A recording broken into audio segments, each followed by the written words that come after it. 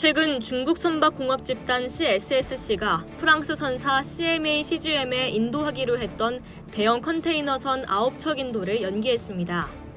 2020년 국제해사기구 IMO의 환경 규제를 3개월 앞두고 불거진 이 사건을 두고 조선업계에서는 의견이 분분합니다만 분명한 것은 앞으로 100척이 넘는 LNG 관련 선박 발주가 쏟아져 나올 텐데 중국 조선사의 몫은 없다는 겁니다. 2017년 CSSC가 현대중공업을 제치고 LNG를 연료로 사용하는 CMA CGM의 대형 컨테이너를 따냈을 때만 해도 한국 조선사들은 위기감을 느꼈습니다. 중국 정부가 CMA CGM에 전폭적인 금융 지원을 해주고 따간 수주지만 잘 만들어내기만 하면 중국이 LNG 추진선 같은 고부가가치 선박도 만들 수 있다는 트랙 레코드가 되기 때문입니다. 한국이 LNG선을 처음 만들 때 했던 방식 그대로죠. 트랙 레코드가 없으면 해외의 선사가 발주할 리 없기 때문입니다.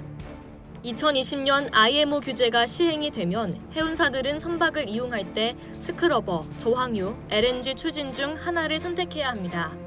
저항유는 너무 비싸고 스크러버는 과도기적인 기술이라 종국적으로 LNG 추진선이 대세가 될 것이라는 게 전문가들의 전망입니다.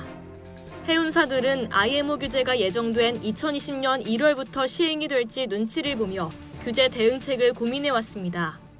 지난 8월 국내 해운사인 장금상선은 삼성중공업의 LNG 추진 유조선 10척을 발주했습니다. 또 그리스 선사인 케미탈 마린타임은 현대중공업이 LNG 추진 초대형 유조선 14척에 대한 건조 의향서를 제시했습니다. 한 번에 24척이나 나온 LNG 추진선 배후에는 오일 매니저 쉘이 있었습니다. 장금상선, 케미탈 마린타임 모두 쉘이 원유를 운반할 때 필요한 선박을 빌려주기 위해 발주를 했습니다. 지난 7월 현대 미포조선이 JP 모건으로부터 수주한 LNG 추진 화학 운반선 역시 사실상의 선주는 쉘이라는 사실이 뒤늦게 밝혀졌습니다.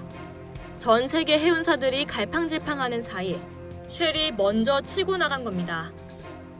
LNG선을 만들 수 있는 곳은 한국뿐이고 한국 조선사들의 도크 숫자는 제한돼 있습니다.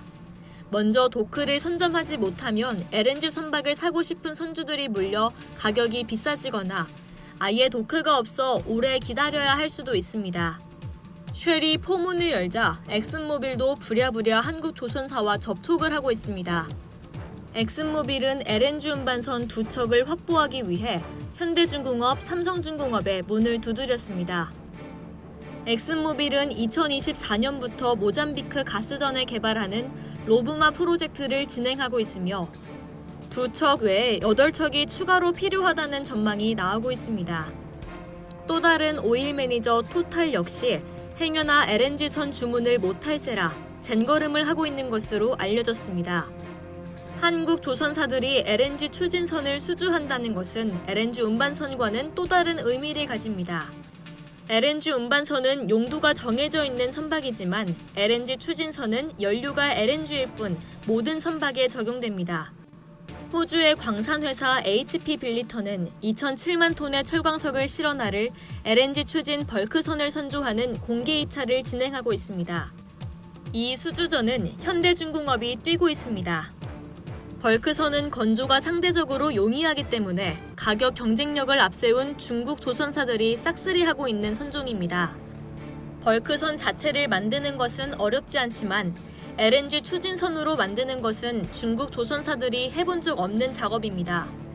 만약 BHP의 LNG 추진 벌크선을 수주하게 된다면 포기했던 벌크선을 다시 한국이 가져오는 쾌거로 기록될 전망입니다. 물론 최근 다소 발주가 지연되고 있지만 LNG 운반선은 여전히 한국 조선사들의 주요 일감입니다. 100척에 달하는 발주가 쏟아질 카타르 LNG 운반선은 올해 안에 40척이 발주될 예정이고 모잠비크 16척, 나이지리아 10척, 러시아 15척 등 올해 연말부터 내년까지 발주 대기 중인 프로젝트들이 산적합니다. 이런 가운데 중국 조선사 화카이중공업은 파산 절차에 들어갔습니다. 이미 순천선박, 중천중공, 중선중공 장비 등이 법정 관리를 진행하고 있고 중국 빅2 조선사인 중국선박공업 CSSC와 중국선박중공업 CSIC는 경영난의 허덕이다 합병을 추진하고 있습니다. 환경규제는 해운사들에게는 비용이 많이 드는 변화입니다. 선주들의 선택지가 매우 좁아지면서 한국 조선사들은 밀려오는 일감을 골라받는 행복한 비명을 질러야 할 날이 오고 있습니다. 이상 여의도투브였습니다.